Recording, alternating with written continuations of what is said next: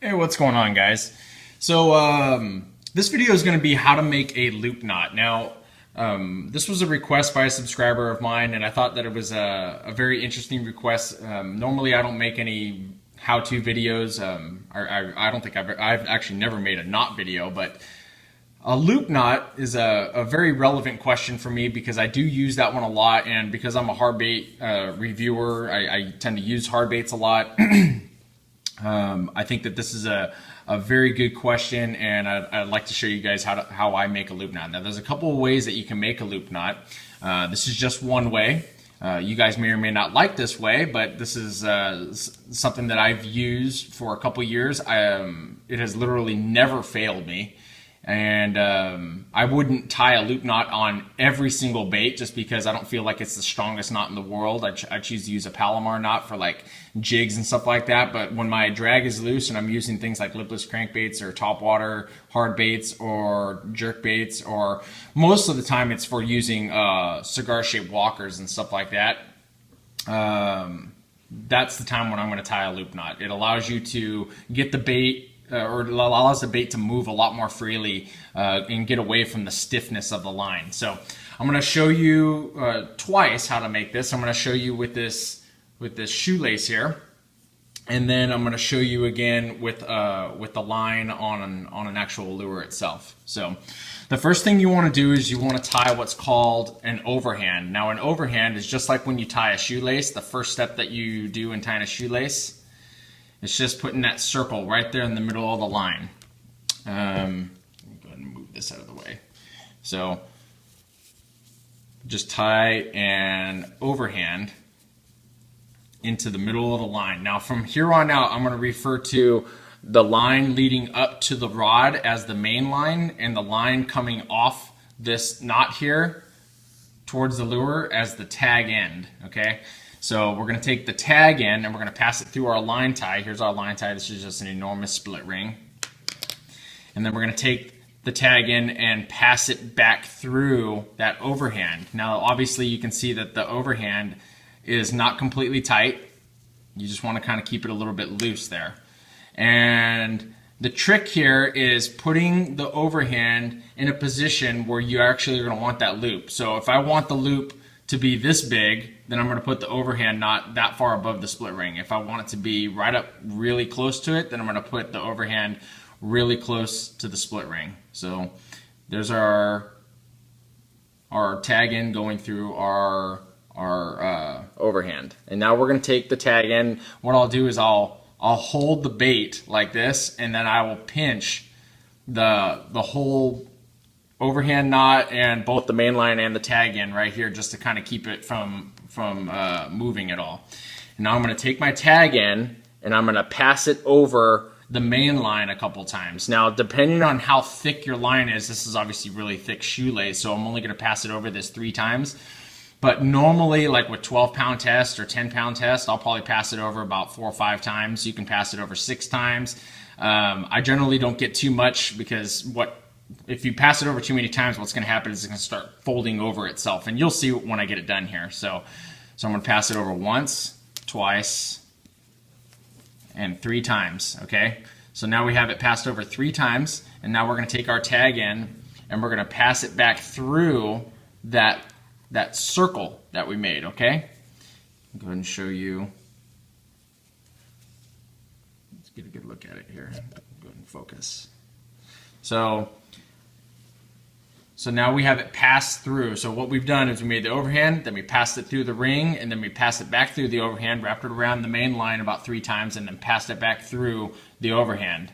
And now what we're going to do is you can actually pull, if you kind of pull on this part and you pull on the main line, it'll tighten up that overhand knot a little bit, and it'll keep this thing in place, and it'll keep it from slipping.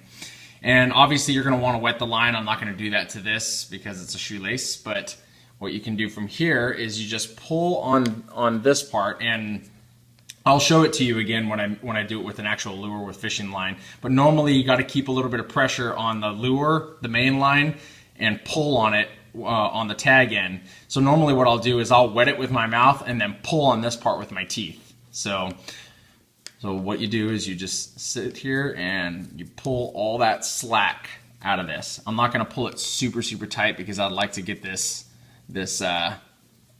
shoelace apart again. But pretty much what you're going to be left with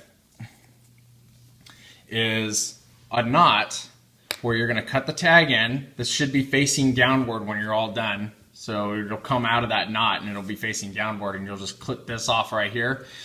And again, just pull them tight, pull all three tight. Pull the lure, the main line, and the tag end really tight. And you'll actually be able to see on here, you'll be able to see the 3 loops that we made right there. And what'll happen is if you go around it too many times, that'll actually start to, like this end part, let's say there was 5 loops on here, this end part will start to come over the top of this.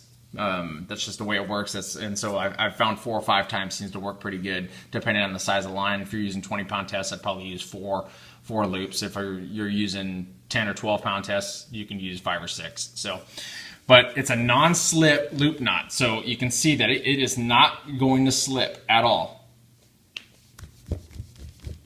And that's not even tight on there, you guys. So it's a great knot for allowing that bait to move freely from side to side, especially for a bait like a spook or even like a rip bait underwater, where you have that sachet underwater. So it's a very nice knot for allowing that bait to move freely from side to side.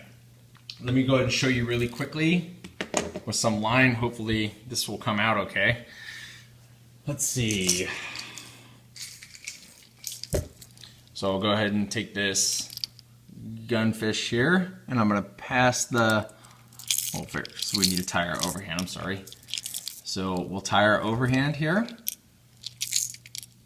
So that's what we're left with there. And then you're going to take the tag end, and you're going to pass it through the line tie here. In this case on the gunfish it'll be a split ring. And then you take the tag end and then you pass it back through that overhand that you made. And then pull it up. So I like to get it, like I said, about that far away. And I like to pinch the whole thing so it keeps it from moving. So I will pinch it like this, and then I will take it and I will wrap it around once, twice, 3, 4, let's make it 5 times. And then we'll take this end here, so you can go ahead and see it. And we'll take this end here, and we'll just pass it through the inside there, and then just kind of pull on the main line to kind of tighten the whole thing up. And you can see what that does is it holds everything all together. And then I'll kind of wet this down a little bit.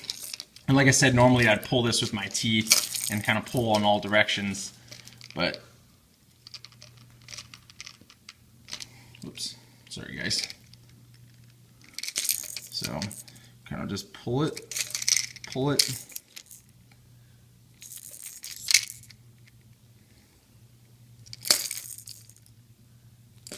and then we'll take our tag in, cut it off.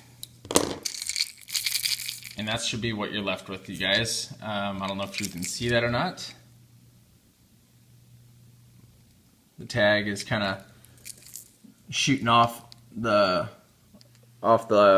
knot there and going in the down direction there. So there you go. And what will happen is this will allow this bait to move freely from side to side when it's walking.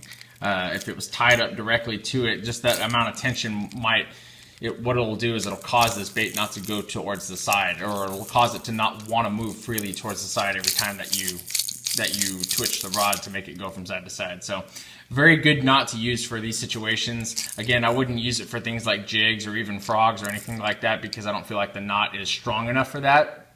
I want a really strong knot for that, like a Palomar knot or a trilene knot or something like that.